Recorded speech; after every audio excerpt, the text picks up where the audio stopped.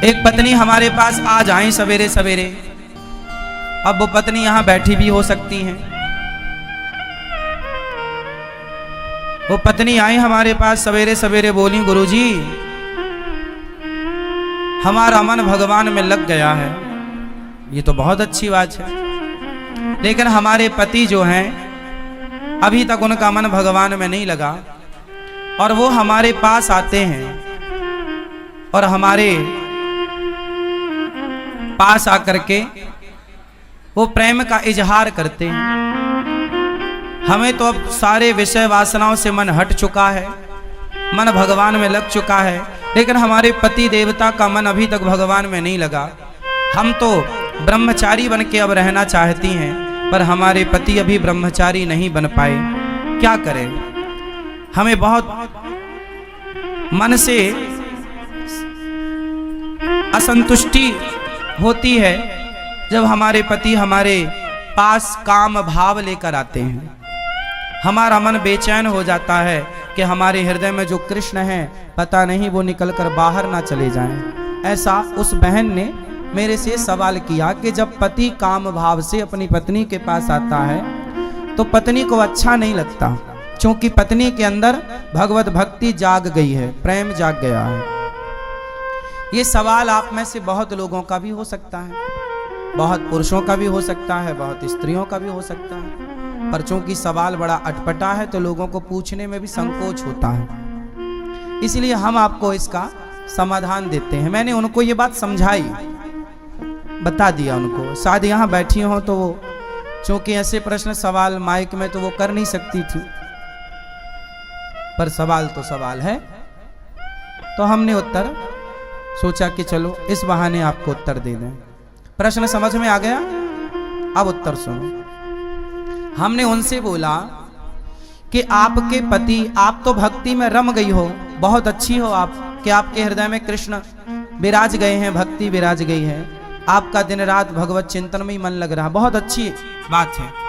लेकिन जो आपके पति हैं अभी उनका मन विषयों में है, और यदि आपने भी इनकार कर दिया कि आप हमारे पास मत आओ, तो आपके पति फिर पराई स्त्री के गामी हो जाएंगे, वो दूसरी स्त्रियों के पास जाने स्टार्ट कर देंगे, वैश्याओं का गमन करने लग जाएंगे, वैश्यागामी हो सकता है इसलिए तुम्हारा पति।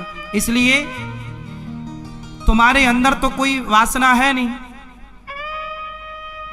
लेकिन पति के अंदर यदि है तो पति पत्नी के पास ही तो जाएगा। यदि तुमने भी उसे हटा दिया अपने पास से तो वो वैश्यागामी, उसका चरित्र बिगड़ जाएगा। इसलिए तुम्हारा धर्म है। मीराबाई के साथ भी यही था, बिल्कुल सेम। मीरा का विवाह बचपन में कृष्ण से हो गया था, मान लिया था उन्होंने पति कि मेरे तो पति गिरधर गोपाल हैं, लेकिन फिर भी उनके माँ बाप ने जबरदस्ती उनका विवाह भोजराज से कर दिया, जो राणा के बेटे हैं। तो भोजराज राणा के साथ उनका विवाह हुआ। जब उनकी पहली रात आई मिलन की, मीराबाई को बिठाया गया एक कमरे में, सिर्फ दीपक का प्रकाश था, और जो कि रिवाज है घूंघट डाल के मीराबाई को बिठाया गया। तभी रात्रि को, पहली रात्रि पहला मिलन जब भोजराज आए तो मीरा ने अपना दुपट्टा, अपना मुंह खोलते हुए भोजराज से कहा कि ये दुनिया कहती है कि आप मेरे पति हैं, कि ये दुनिया कहती है कि आप मेरे पति हैं, पर मेरी अंतरात्मा तो कहती है कि मेरे पति केवल कृष्ण हैं। लेकिन मेरे मन पर, मेरे प्राणों पर तो कृष्ण का अधिकार है, लेकिन आप व्यवहार जगत में मेरे पति बने हैं। सारी दुनिया तो यही मानती है कि आप मेरे पति हैं, कृष्ण मेरे पति हैं, ये तो केवल मैं जानती हूं। मेरे मन की बातें या मैं जानूं या वो जाने, आप तो नहीं जान पाओगे। तो मेरा मन, मेरे प्राणों पर, मेरे मन पर तो मेरे कृष्ण का अधिकार है, लेकिन आप यदि मुझे अपनी पत्नी मानते हैं तो आपके सामने मेरा शरीर है। यदि मेरे शरीर की भूख है आपको, तो मेरे शरीर से आप अपनी भूख मिटा सकते हैं, मैं मना नहीं करूंगी। आप मेरे शरीर से अपनी भूख मिटा लीजिए, लेकिन मेरे मन पर, मेरे प्राणों पर तो मेरे गिरधर गोपाल का ही वश है, कब्जा है। तो इस बात से यह सिद्ध होता है कि यदि आपका पति कामुक है तो फिर आपका धर्म है कि आप अपने पति को भी धीरे धीरे सत्संग से जोड़ें, कथाओं से जोड़ें, धीरे धीरे उसके मन को भी बदलें और उसका साथ दें। आप यदि सोचेंगी कि मैं तो भक्ति में रमी हूं, अब मेरे पति जो मेरे साथ रमण करेंगे तो वो गलत है, वो गलत नहीं है। आपका धर्म है कि आप अपने पति को खुश रखें, प्रसन्न रखें, धीरे धीरे उसे भी सत्संग से जोड़कर। देखो, मन बदला जा सकता है, मन बदला जा सकता है। कैसे? सत्संग से। यदि स्त्री भक्ति करने लग गई और पति को छोड़कर चली गई तो तुम्हारा कल्याण होगा। तुम्हारा धर्म क्या है कि यदि तुम्हारे हृदय की शुद्धि हो गई है तो तुम अपने परिवार के सभी सदस्यों की, अपने पति की, अपने बच्चों की भी शुद्धि करो हृदय की, अपने भक्ति के प्रभाव से, अपने जप, अपने तप के प्रभाव से। यदि आप केवल भक्ति करने लग गई और भाग गई घर से कि अब जी तो मैं तो वृंदावन रहूंगी, मैं तो घर में नहीं रहूंगी, तो ये तो भागना हो जाएगा, ये तो रण छोड़ के भागना हो जाएगा। फिर आपका धाम में आकर के वास करना, अपने पति को छोड़कर, अपने बच्चों को छोड़कर, ये आपका धर्म नहीं है। धर्म तो ये है कि पति और बच्चों के साथ रहकर जो प्रेम आपके भीतर जागा है वही प्रेम पति और पुत्र के भीतर जागा कर उनका भी कल्याण कीजिए और उनका साथ दीजिए। और ये पति पत्नी का अधिकार होता है एक दूसरे के लिए। उस अधिकार से ना पत्नी वंचित करे पति को, ना पति वंचित करे पत्नी को। पति पत्नी दोनों आप खुश हैं, ये बहुत अच्छी बात है। ना तो पत्नी पर पुरुषगामी बने, ना तो पति पर स्त्रीगामी बने। यदि कोई पुरुष पर स्त्रीगामी है, याद रखिएगा, बहुत स्पष्टता से समझिएगा, यदि कोई पुरुष पर स्त्रीगामी है और कोई स्त्री पर पुरुषगामी है तो आप ही बताइए दोषी कौन है? उत्तर दो।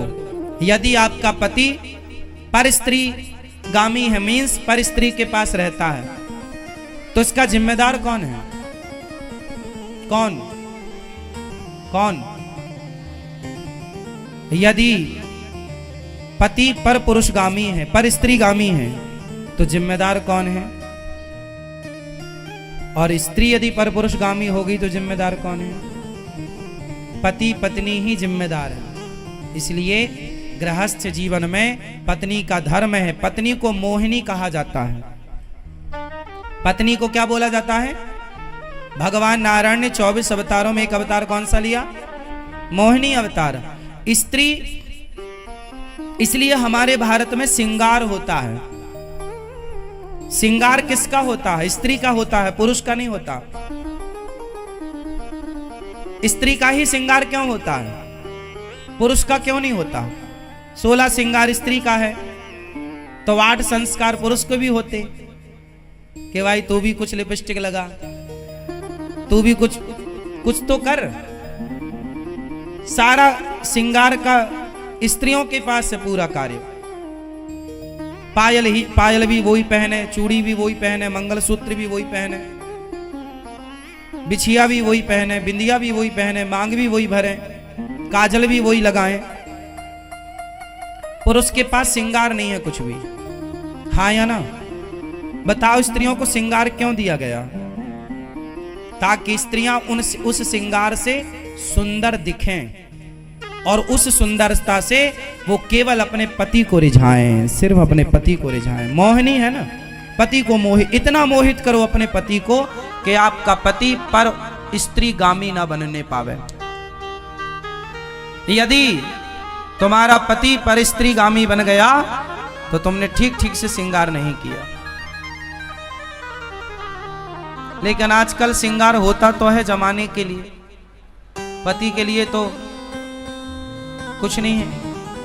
इसलिए पड़ोसन को रोज, इसलिए जेठालाल दया को नहीं बबीता को ज्यादा देखता है। हाँ।